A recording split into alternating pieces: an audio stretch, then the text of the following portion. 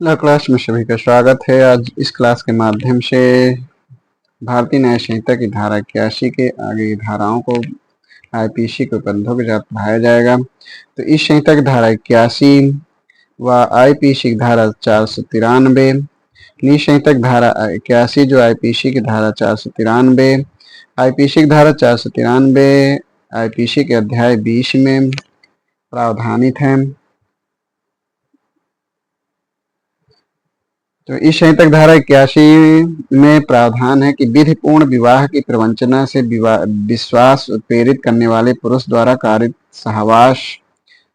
तो इस में प्रावधान किया गया है कि प्रत्येक पुरुष जो किसी ऐसी महिला को जो विधि पूर्वक उससे विवाहित न हो, प्रवंचना से यह विश्वास कारित कराता है कि वह विधि पूर्वक उससे विवाहित है और इस विश्वास में उस महिला से अपने साथ सहवास या मैथुन कारित करता है, तो वह दोनों में से किसी भांति के कारावास जिसकी अवधि 10 वर्ष तक हो सकेगी दंडित किया जाएगा और जुर्माने का भी दायी होगा। तो इस संहिता में बताया गया कि कोई भी पुरुष जो ऐसी महिला से जो उससे विधि पूर्वक विवाहित न हो, प्रवंचना या विश्वास कारित कराता है कि वह विधि पूर्वक उससे विवाहित है और उस विश्वास में उस महिला से सहवास या मैथुन करता है, तो ऐसा पुरुष दोनों में से किसी भी भांति के कारावास जिसकी अवधि 10 वर्ष तक हो सकेगी और जुर्माने से भी दंडनीय होगा। इस धारा के अंतर्गत किया गया अपराध असंज्ञेय होगा, अजमानती होगा और प्रथम वर्ग मजिस्ट्रेट द्वारा विचारणीय होगा।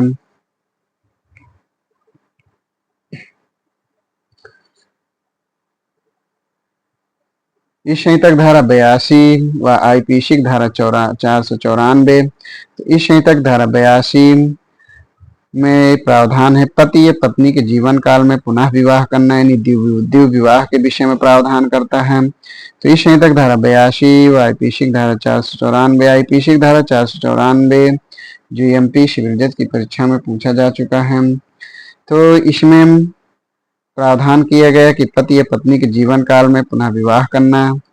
तो इसमें बताया गया कि जो कोई पति या पत्नी के जीवित रहते हुए ऐसी दशा में विवाह करता है जिसमें ऐसा विवाह इस कारण शून्य है कि वह ऐसे पति या पत्नी के जीवन काल में होता है, तो वह दोनों में किसी भांति के कारावास से जिसकी अवधि 7 वर्ष तक हो सकेगी और जुर्माने से भी दंडित किया जाएगा, जुर्माने का भी दायी होगा। इस धारा के अंतर्गत जो अपराध है वह असंज्ञेय है, जमानती है और प्रथम वर्ग मजिस्ट्रेट द्वारा विचारणीय है। यह धारा द्विविवाह के विषय में प्रावधान करता है। द्विविवाह के विषय में दंड का प्रावधान करता है। इसमें अपवाद है कि इस धारा का विस्तार ऐसे व्यक्ति पर नहीं है जिसका ऐसे पति या पत्नी के साथ विवाह सक्षम अधिकारता के न्यायालय द्वारा शून्य घोषित कर दिया गया है और न ही ऐसे किसी ऐसे व्यक्ति पर जो पूर्व पति या पत्नी जीवन काल में विवाह कर लेता है, यदि ऐसा पति पत्नी उस पश्चातवर्ती विवाह समय ऐसे व्यक्ति से 7 वर्ष तक निरंतर दूर रहा है और उस समय के भीतर ऐसे व्यक्ति द्वारा यह नहीं सुना गया कि वह जीवित है, परंतु यह तब तक जबकि ऐसा पश्चातवर्ती विवाह करने वाला व्यक्ति उस विवाह के होने से पूर्व उस व्यक्ति को जिसके साथ ऐसा विवाह होता है तथ्यों की वास्तविक स्थिति की जानकारी जहां तक कि उनका ज्ञान उसको हो उससे अवगत करा दे। तो इस स्थिति में इस धारा का प्रावधान इस धारा के अंतर्गत इस धारा का विस्तार ऐसे व्यक्ति पर नहीं होगा। इस संहिता की धारा 82 की उपधारा 2। तो इस संहिता की धारा 82 की उपधारा 2 व आईपीसी की धारा 495 इसमें प्रावधान करता है कि जो कोई अपने पूर्व विवाह के तथ्य को उस व्यक्ति से छिपा कर उससे पश्चातवर्ती विवाह करता है तो वह उपधारा 1 के अधीन अपराध करता है और दोनों में से किसी भांति के कारावास जिसकी अवधि 10 वर्ष तक हो सकेगी और जुर्माने से भी दंडनीय होगा। यानी इसमें बताया गया कि यदि वह अपने पूर्व विवाह के तथ्य को उस व्यक्ति से छिपा कर करता है जिससे वो पश्चात यानी बाद में विवाह करता है, तो वह उपधारा 1 के अधीन ऐसा अपराध करता है और वह दोनों में से किसी भांति कारावास जिसकी अवधि 10 वर्ष हो सकेगी और जुर्माने से भी दंडनीय होगा। इस उपधारा के अंतर्गत किया गया अपराध असंज्ञेय, जमानती, प्रथम वर्ग मजिस्ट्रेट द्वारा विचारणी होगा। इस संहिता की धारा 83 व आईपीसी की धारा 496, आईपीसी की धारा 496 जो उत्तराखंड सिविल जज परीक्षा में पूछा जा चुका है। तो इस संहिता की धारा 83 में विधि पूर्ण विवाह के बिना कपट पूर्वक विवाह कर्म पूरा कर लेना। तो विधि पूर्ण विवाह के बिना कपटपूर्ण विवाह कर्म का पूरा कर लेना। Marriage ceremony fraudulently gone through without lawful marriage. तो इस संहिता की धारा 83 के अनुसार है कि जो कोई बेईमानी से या कपटपूर्ण आशय से विवाहित होने का कर्म यह जानते हुए पूरा करता है कि उसके द्वारा वह विधिपूर्वक विवाहित नहीं हुआ है, तो वह दोनों में किसी भांति कारावास जिसकी अवधि 7 वर्ष तक हो सकेगी और जुर्माने का भी दायी होगा। तो इस धारा के अंतर्गत जो दंड है वो 7 वर्ष का कारावास प्लस फाइन यानी जुर्माना है। और इस धारा के अंतर्गत किया गया अपराध असंज्ञेय, जमानती और प्रथम वर्ग मजिस्ट्रेट द्वारा विचारणीय होगा। इस संहिता की धारा 84 व आईपीसी की धारा 498, आईपीसी की धारा 498 जो बिहार सिविल जज की परीक्षा में पूछा जा चुका है। तो इस संहिता की धारा इस संहिता की धारा 84 में है कि विवाहित महिला को आपराधिक आशय से फुसलाकर ले जाना या निरुद्ध करना। तो इस धारा में बताया गया कि विवाहित महिला को आपराधिक आशय से फुसलाकर ले जाना या निरुद्ध करना रखना। तो जो कोई किसी महिला को जो किसी अन्य पुरुष की पत्नी है और जिसका अन्य पुरुष की पत्नी होना ऐसा व्यक्ति जानता है, विश्वास करने का कारण रखता है और इस आशय ले जाता है, फुसला कर ले जाता है कि वह किसी व्यक्ति के साथ अनुचित संभोग करे या इस आशय से ऐसी किसी महिला को छिपाता है या निरुद्ध करता है, तो ऐसा व्यक्ति दोनों में से किसी भांति के कारावास जिसकी अवधि 2 वर्ष तक हो सकेगी, जुर्माने से या दोनों से दंडित किया जाएगा। इसमें जो दंड का प्रावधान है वो 2 वर्ष या जुर्माना या दोनों। और इस धारा के अंतर्गत किया गया अपराध असंज्ञेय होगा, जमानती होगा, किसी मजिस्ट्रेट द्वारा विचारणीय होगा।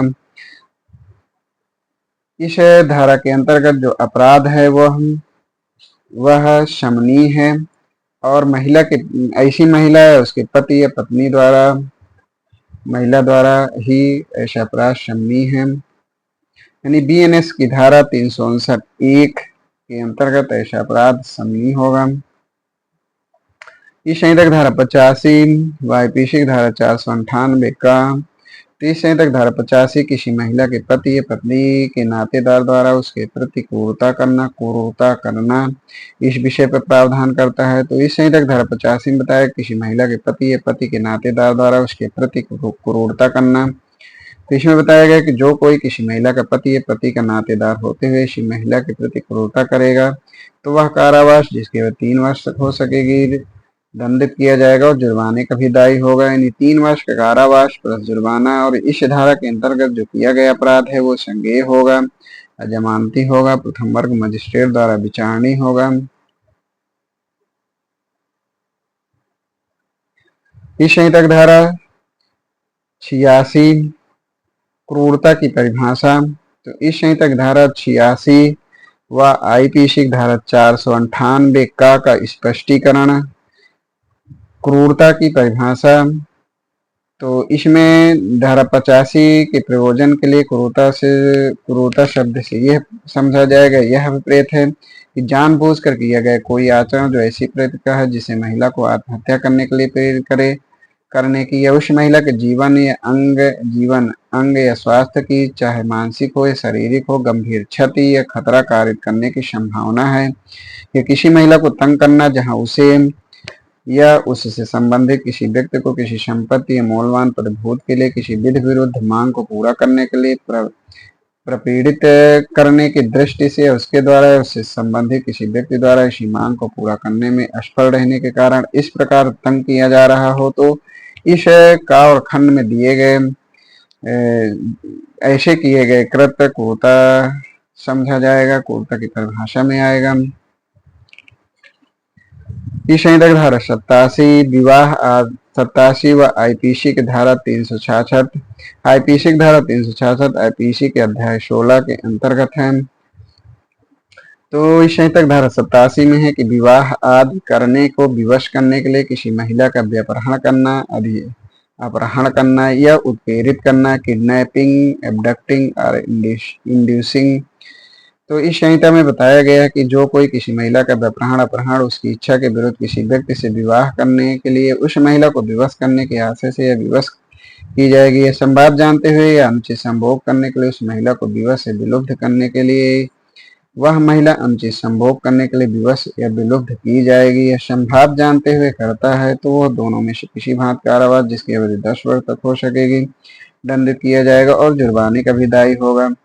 और जो कोई किसी महिला को किसी अन्य व्यक्ति से अनुचित संभोग करने के लिए विवश या विलुप्त करने के आशय से या वह विवश या विलुप्त की जाएगी, यह संभव जानते हुए संहिता में यथा परिभाषित आपराधिक अभित्रास द्वारा या प्राधिकार के दुरुपयोग या विवश करने के अन्य साधन द्वारा उस महिला को किसी स्थान से जाने को प्रेरित करता है तो वह भी पूर्वोक्त प्रकार से दंडित किया जाएगा। यानी इस धारा के अंतर्गत जो दंड है वो 10 वर्ष का कारावास किसी भांति का और जुर्माना, और इस धारा के अंतर्गत किया गया अपराध संज्ञेय होगा, जमानती होगा और सेशन न्यायालय द्वारा विचारणीय होगा।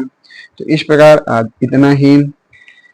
भारतीय न्याय संहिता की धारा 88 से आगे के उपबंधों को अगली क्लास में पढ़ाया जाएगा। धन्यवाद।